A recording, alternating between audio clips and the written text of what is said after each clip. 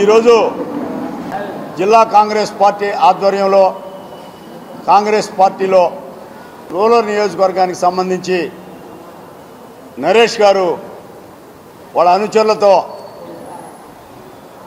కాంగ్రెస్ పార్టీలో గతంలో వైసీపీలో పనిచేశాడు,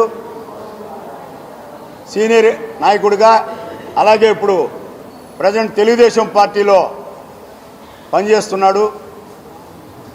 కాంగ్రెస్ పార్టీ పట్ల ఆకర్షితుడై కాంగ్రెస్ పార్టీ నాయకత్వాన్ని విశ్వసించి మా అందరితో ఉన్నటువంటి సంబంధాలు కాంగ్రెస్ పార్టీలోనే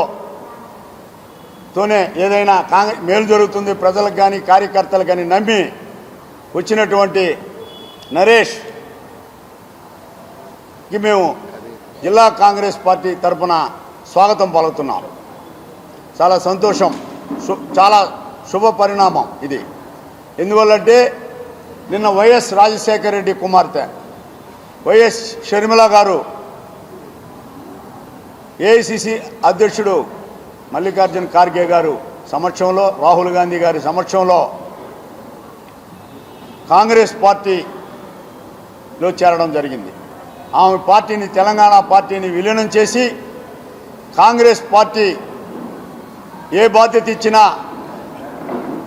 కాంగ్రెస్ పార్టీకి పనిచేసేదానికి సిద్ధంగా ఉందని చెప్పి వైఎస్ షర్మిల గారు ప్రకటించడం కాంగ్రెస్ రాష్ట్రంలో ఉన్న కాంగ్రెస్ శ్రేణులకే కాకుండా మా జిల్లాలో ఉండే కాంగ్రెస్ పార్టీ నాయకులకు, కార్యకర్తలకు అందరూ కూడా ఒక ఉత్సాహాన్ని అయితే నింపింది. రాజశేఖర రెడ్డి కుమార్తెగా కాంగ్రెస్ పార్టీకి పనిచేయాలి.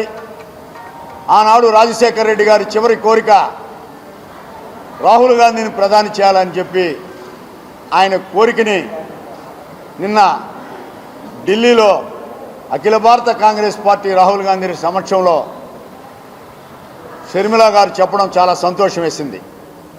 మా నాన్నగారి కోరికని నెరవేర్చేదానికి, కాంగ్రెస్ పార్టీలో పనిచేసేదానికి, కాంగ్రెస్ పార్టీ ఏ పని చెప్పినా కాంగ్రెస్ తిరిగి రాహుల్ గాంధీని ప్రధానమంత్రి చేసేదానికి నా వంతు కృషి చేస్తానని షర్మిల గారు చెప్పడం హర్షించదగ్గ విషయం. కుటుంబానికి కాంగ్రెస్ పార్టీకి ఉండే అనుబంధాన్ని ఒకసారి గుర్తు చేసుకోవాల్సిన అవసరం ఎంతైనా ఉంది.